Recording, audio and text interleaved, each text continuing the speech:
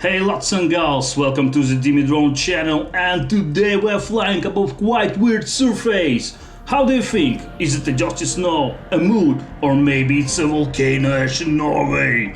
Nah, it's a salt lake called Alikes on the Kos Island. Enjoy.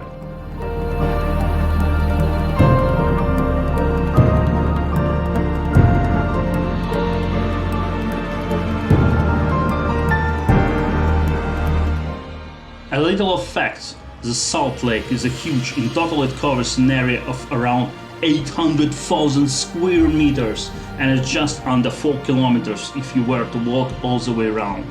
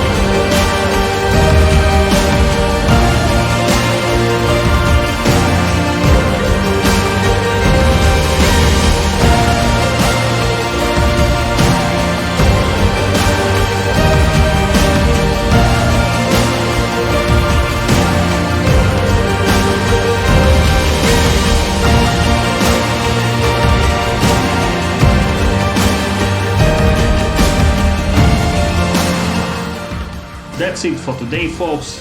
Thanks for watching, hit the like and subscribe buttons, keep traveling and discover new locations. See you, bye bye.